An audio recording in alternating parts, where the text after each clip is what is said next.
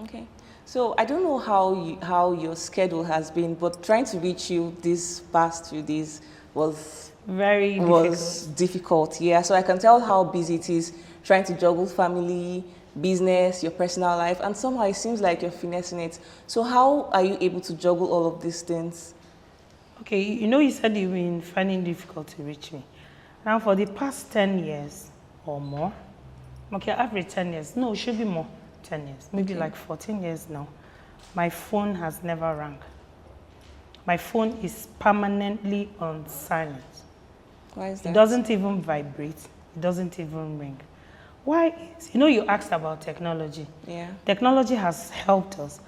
And then technology has also intruded into our lives. If somebody calls you, that phone is like a chain to the outside world, right? So each time it rings, it's a yank. Yeah, I don't know if you understand me. Yeah. Yanks you, it takes your attention. So I want to meet that phone on my own terms. Do you understand now? Yeah. So that is why it's like that. And I also think that it has also helped me manage pressure. Yeah. And then another thing is that I live in a world where Tinubu is not president. Yeah. Sounds strange, right? Yeah. I've created my own world. Okay. And in that world, the things I let in are the things that are there. The things I do not let in cannot come in. It's not possible, it can't. So I work more on my inner reality, so to speak, than I Okay. do on the outward one. Okay. So that's why I have balance. So I'm trying, but nobody really has balance. Okay, so We're all trying. because I was going to ask you your opinion on work-life balance. Okay? Nobody really has. Okay. But how I see, there's a mantra I have, I don't live to work. My entire life is not work. That's not the reason why I'm alive. I am not alive to work. I work to live. So, like now, I don't open my store on Saturdays. Okay. We work from Monday through Friday. On Saturday and Sunday, we rest.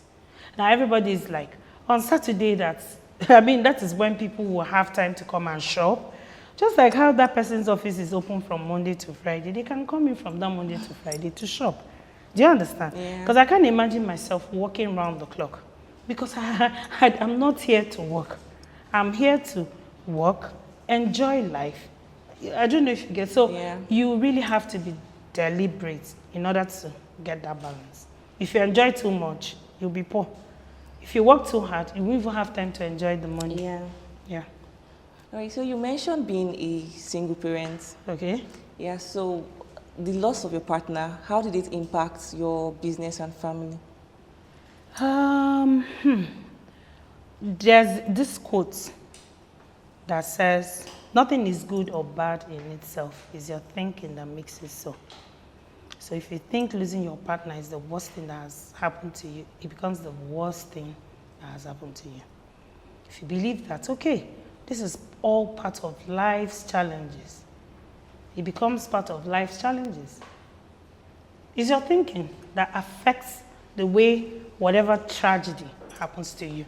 It's your perspective. Okay, I'll give you an example. When I lost my dog, Coco, Coco was with me for like maybe 5 months or so, and we got used to Coco, and Coco died. I mourned Coco like a human being. And then the next person was like, it's just a dog. And for real, it's just a dog, for real. I don't know if you understand, it's just a dog to the person.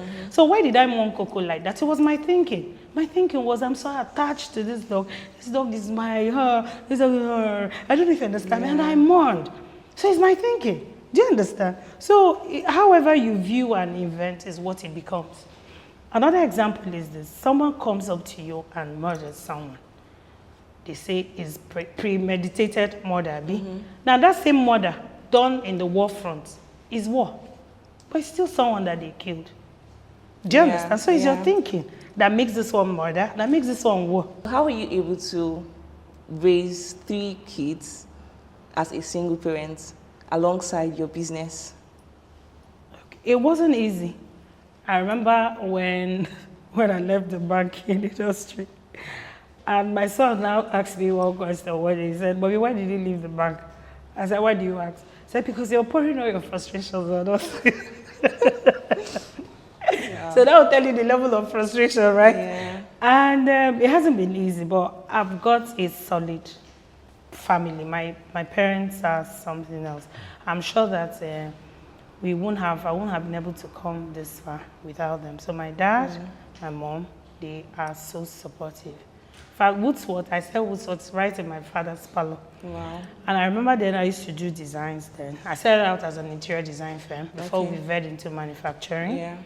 And I remember when I designed spaces, I used to design spaces then, and then I have to work late in the night and stuff. My dad would say to me, and always say, oh, quick for business, this business, this business. The way he would keep speaking, you know, into the business and all that, it was quite amazing. Yeah. So he'll be like, don't worry. Now, in fact, as of one point, he said that his upstairs parlor has become my office. I have to be paying rent. Wow. You know, that kind of a thing. Yeah. So the way he was my biggest cheerleader. A lot of people didn't see where I was coming from, because imagine when you're selling a market that the person doesn't even know that they need your services. Yeah. So you're telling someone, say, I can arrange your chair, I can do. I mean, I have chair and I have parlor. How will you tell me how to arrange my chair? Yeah. So you have to like tell the person why they need your services. So it was hard selling. It was really, really hard. So, but it became better when we veered into manufacturing. Okay. Yes. But what inspired you to veer into manufacturing? The pieces that were available didn't resonate. Now, I'm not knocking anybody's whatever, because there's a store you enter now, and nothing there speaks to you. And then you enter as it speaks. Sometimes you might enter as and look around. Nah, I don't know if you understand. Yeah. So the kind of taste that I had, I didn't have anything that was suitable to what we have. So that was why I took it on. You already mentioned one mantra. You said how you view life is how it is. So what's the philosophy you live by? Hey, I have so many, them plenty. I have so many. In fact, the philosophy I live by depends on my mood, really. Okay, Yes, so what's because one of the there top of can your be head? one size fits all to life. There's no one size fits all. There's no philosophy or a mantra that covers everything. I don't know if you understand. It's not possible. There's a mantra that you will use for, like, say, relationship, and you put it in work, it won't work. Yeah. Or you use it in friendship for relationship, it will not work. I don't know if you get. Yeah. So each mantra, I put it out to, use, and like this thing I said about life balance is that I don't live to work. I work to live. Yeah. So that has helped me balance my life. In that and then aspect. if things happen to me, like challenges and stuff, I have to always take a step back, because I know that nothing is good or bad in itself. It's my thinking that makes it so. You understand? So I have to step back and say, okay, what is the bottom line to this? Am I over? Most times we suffer more in our imagination than in real life, True. really. Yeah. Based on overthinking, based on stuff and all that, right? So you have to take a step back. What is this really? What is this? What is so bad about this? And you find that it's really not that bad. Okay. So the other day at the factory, you said you find it hard or it's difficult for you to teach people. Like, how do you tell people why these colors should go together? So that brings me to this question. How do you relay your ideas to your workers?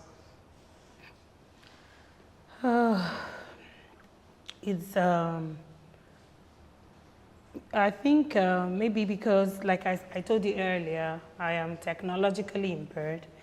So I know that there's an app out there that can help you express your ideas, and maybe you can actually draw out your ideas or something. So we do a lot of experiments. Okay. And I found out that, when the Bible said patience and stuff, I didn't understand why they said patience is a virtue until I started the design process with my workers. So it's something that takes time. It's painstaking. Okay. And then with time, somehow they now know, understand what I want. So that's why it's even very difficult for me to change them. Because starting afresh, getting someone new means starting afresh. You understand? So far it was difficult at first, but now they understand. So the mistakes are not so much now, unlike before. I want you to agree with me on this one. All right? that your pieces are quite expensive. Oh, I mean, yes. their pricing. Oh, yes, they are. Okay, so is that intentional or it's due to the cost of production? Cost of production, one, because when it comes to quality, we don't compromise on the quality, one. And then part of the cost is sometimes, because I'm a perfectionist to an extent, before that piece comes, maybe something that might have taken 10 naira, to produce, we do retake again and again to make it perfect. You understand? Yeah. So that also goes into the cost process. And then most of our pieces too are bespoke pieces. Some of our pieces, we don't even repeat them. It might be the same products, but definitely the design differ. So most designs are bespoke. So when you get bespoke pieces that is exclusive to you, it comes expensive, it's not cheap. So one thing, things are expensive, but you get value for your money, one, and then you have an authentic bespoke piece. Yeah. And then even when you're talking about expensive, there's a chair, forgotten the guy, is a Danish designer, something like this. No, not really, has arms and stuff. Okay. The cheapest that chair, knockoff, so go for, is about $4,000. Whoa. That's knockoff. So for you to understand what bespoke pieces mean. And then it's art. Art really does not have value. It's the premium you place on art that is the value. Do you understand? Yeah, it doesn't have any value at all.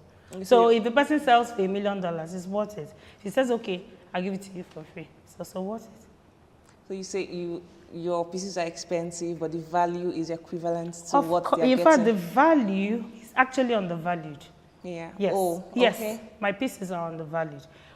Why is that? Is because for people to be able to afford them, you get. You wouldn't want to produce and then you can't sell. Yeah. But if we move to another society that is not here, of course, the value will go up. Definitely. Yeah, that's true. So this other piece, that's the Ozo. Okay. Yeah, the Ozo. I saw the Ozo statue. Okay. In the. Okay. Yeah, that was on your page, and I also saw it there in the factory. Okay. Do you also paint those things? Yeah, they are painted. Wow. They are carved from wood, and then they are painted.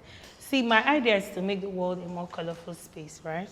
Sculptures, really, ordinarily, we leave them bare.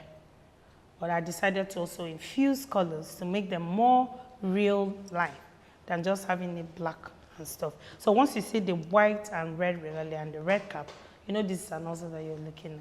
So it seems like you now do a lot of things. That's the manufacturing, the painting, designing. Okay. If someone wants to set out in this same industry, what courses are they supposed to take? Is it the embroidery? Is there like you said you took a course on interior design. So is there like a one course or there's no one course? There's no one course fit. There's no one course fit. So there's something I actually want to do that I haven't done, which is producing paint. I love colors, right? So, but I found out that you can't. How will you put it now? You can't distribute your energy. Once you do that, you will fail. Yeah. So it's best that you master one and then you veer into another. Yeah. So if you find out that our products revolve around, there's a core, how would I put it now? There's a core activity our products revolve around, okay? It's on functional art. Okay. It's about art that you can use. It's about usable art. Do you understand? Yeah. So what we do is we infuse art into furnishing. That's basically what we do. So all the things you see revolves around infusing art in furniture. So even the sculptures, the also that you saw and all that, why we put colors on them is for them to be able to sit and fit into an interior. Do you understand? Yeah. So it's art that we've infused. So we're bringing colors. We want to make the world more colorful, so to speak. So that's why our pieces are like that. Yeah. So the core of even a chair that doesn't even really have art. So, but how the legs will come out. There's a bench you're saying, and there's really no art on top. But the legs is actually art because it looks like an antelope. I don't know if you get. So it's actually art that you're looking at in all our pieces. So that's the central or the core activity that we have. So every other thing, spirals out from there. Okay, the core is that it should Art, speak in it any should speak space. is art, yes. It should speak in any, in fact, it should tell you, I'm here. Yeah. Like, look at me, look at Yeah, me. Do you yeah. understand that kind of thing? Yes. From what you're saying now, your pieces are timeless. Mm-hmm. But I'm very sure there are negative feedbacks, or has there never been any time a client didn't like the final result? How I handle negative, like I said, it will still go back to nothing is good or bad in itself. It's actually your thinking that makes it so. So why do you have to put negative as feedback? Feedback is feedback, whether they are praising you for a good product or they are castigating you for a bad product. Okay. Do you understand? You're so very receptive to any type of feedback. I'm very, very receptive, right? Because without feedbacks, you can't grow. Yeah. It's just not possible. And then it's also not possible for you to get it right 100% of the time. It's just not possible. You can't cover all bases at once. Yeah. It's not possible. So knowing that, having that at the back of your mind, you're very, very receptive to feedbacks because it helps you to do better. It also helps you to recognize the area that you've not covered that 100% because you can't be 100% all the time. It's just not possible. It's not don't take feedbacks personal. You see it as an area where you get to improve. It's part of growth. It's part of it's part of. I don't even take it personal at all. What about a scenario where you meet a client and their idea, what they want you to do for them, is trashy? How do you still maintain that relationship, the customer relationship, and also suggest your idea to them, your professional idea to them? Part of how you maintain customer relationship for somebody who is difficult is to agree to disagree. You would prefer that they go to a space and they see a trashy work?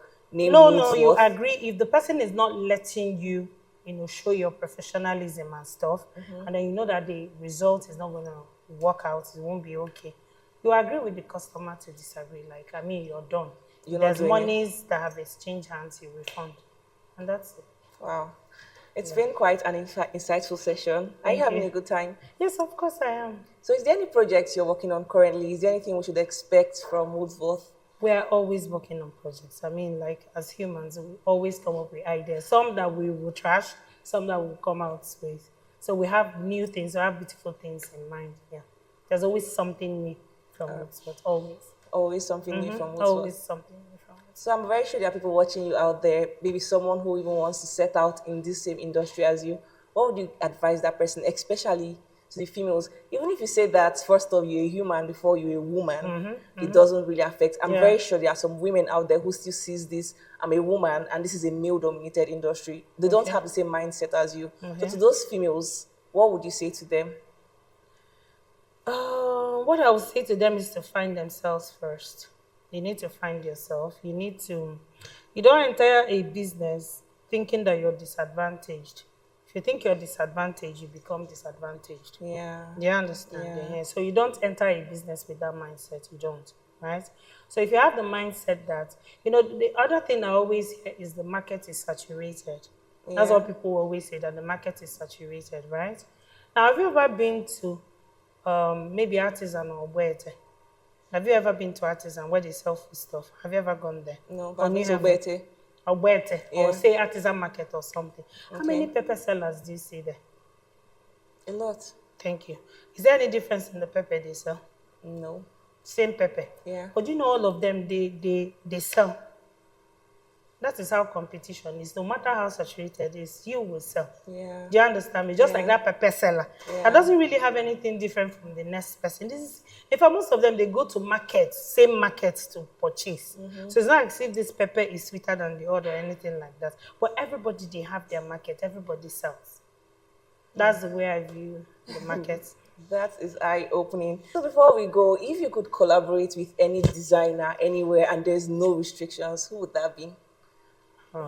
Nigerian designer? Anybody? Anywhere? Yeah, anywhere. IKEA. IKEA. What are I would want to do something with IKEA.